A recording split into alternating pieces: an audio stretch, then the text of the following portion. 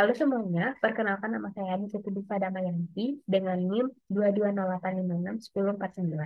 Pada video ini, saya akan menjelaskan sedikit tentang protokol pada layer TCP/IP, khususnya LDAP.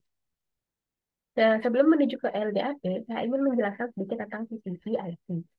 TCP/IP merupakan sistem yang memungkinkan setiap perangkat untuk terhubung ke internet dan berkomunikasi dengan perangkat lainnya secara bersamaan. IP atau Internet Protocol merupakan server yang memiliki bagian untuk memperoleh alamat tujuan pengiriman data. Sedangkan TCP bertanggung jawab untuk pengiriman data setelah alamat IP ditemukan.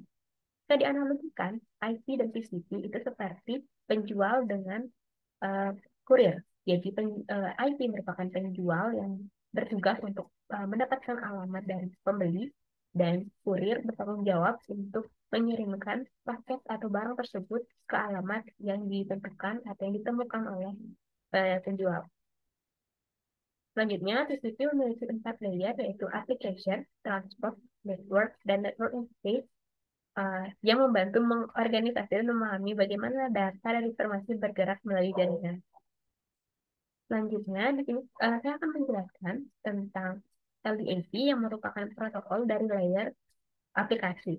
Jadi, LDAP merupakan singkatan dari Lightweight Directory Access Protocol yang merupakan digunakan untuk mengakses berbagai informasi dalam suatu direktori yang biasa digunakan untuk menyimpan berbagai informasi terpusat yang dapat diakses melalui jaringan. LDAP dapat mengorganisasikan informasi dengan direktori data. Direktori ini dapat menyimpan berbagai macam informasi dan dapat memungkinkan siapapun untuk mengakses komputer manapun dalam satu jaringan yang terdapat LDAP server. Sesuai dengan namanya, Lightweight Directory Access, LDAP ini menggunakan jaringan internet yang ringan.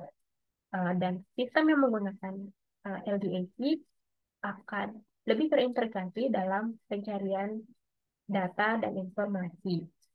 LDAP ini lebih mementingkan kecepatan transfer baca data dibandingkan dengan kecepatannya. Walaupun saat transfer baca data terjadi kesalahan, namun itu tidak menjadi hal yang penting bagi TCP/IP karena yang penting adalah kecepatan transfer data, baca datanya. LDAP ini diciptakan pada awal 1990 di Universitas Utrecht. Pada awalnya, LDAP dikembangkan sebagai protokol akses ke direktori X500 yang saat itu merupakan protokol yang sulit dan cukup kompleks.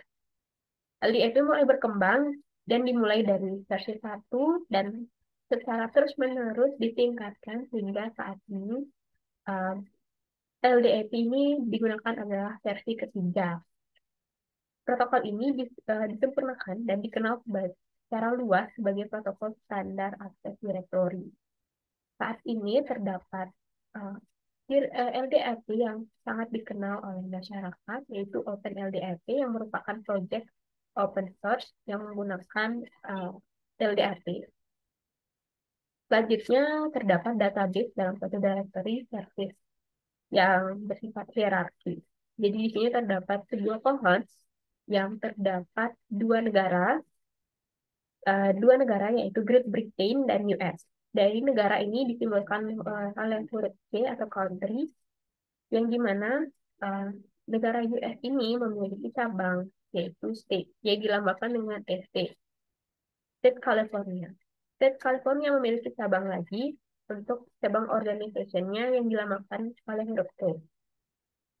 Dari organization memiliki dua cabang yang disebut juga dengan organizational unit, yaitu dilambangkan dengan huruf OU, yaitu ada dua OU, yaitu sales dan juga marketing.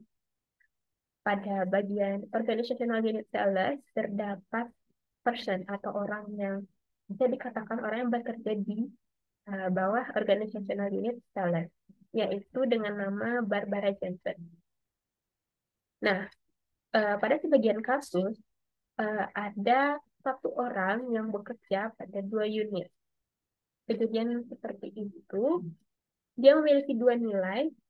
Jadi, nama dari Barbara Jensen ini atau common name-nya harus memiliki sebuah atribut yang unik untuk membedakan uh, satu orang yang bekerja di unit 1 dan nama yang di unit 2. Sehingga saat pencarian data nanti tidak ada terjadi kesalahan.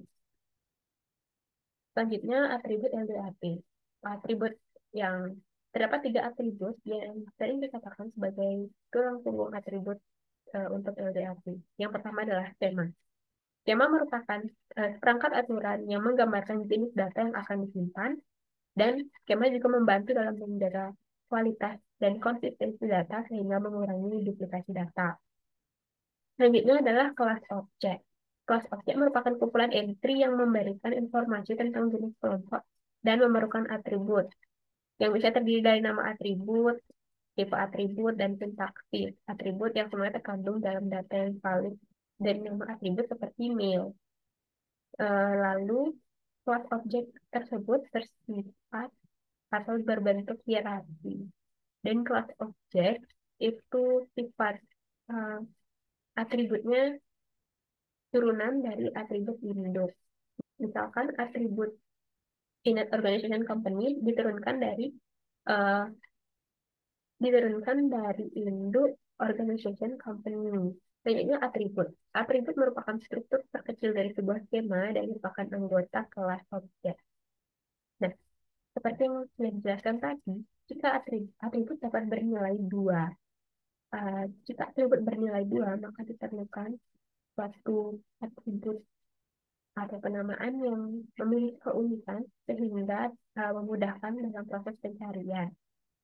Contohnya bisa menggunakan user ID. Selanjutnya, cara kerja. LDAP adalah protokol yang didasarkan pada koneksi client server yang menggunakan berbagai database untuk membuat penyimpanan ini menjadi sangat cepat. LDAP juga dilengkapi dengan SASL atau Simple Authentication and Security Layer untuk mengecek dan memverifikasi apakah seorang user memenuhi syarat dan diizinkan untuk mengakses atau tidak. Itulah mengapa LDAP banyak digunakan untuk single sign-on atau SSO. Nah, pada diagram cara kerjanya, user akan menginputkan username dan password, lalu akan diautentikasi oleh API atau service ke LDAP. LDAP akan kredensial dari data yang dimasukkan. Jika data tersebut tidak kredensial, maka user tidak akan diizinkan untuk memperoleh data atau informasi. Namun, jika data tersebut kredensial, user dapat mengakses LDAP ini untuk memperoleh data atau informasi yang diinginkan. Terakhir, terdapat Open LDAP. Open LDAP ini merupakan perangkat lunak yang diimplementasikan untuk penggunaan LDAP. Layanan direktori Open LDAP didasarkan pada suatu atau beberapa server LDAP yang berisi data yang membentuk pohon informasi direktori atau DIP. Jadi pada Open LDAP, user dapat menginputkan pertanyaan, lalu server nantinya akan memberikan petunjuk atau jawaban yang akan menjelaskan lebih lanjut tentang pertanyaan tersebut. Sekian penjelasan dari saya. Semoga bermanfaat dan mohon maaf apabila terdapat kesalahan kata dan makna. Terima kasih.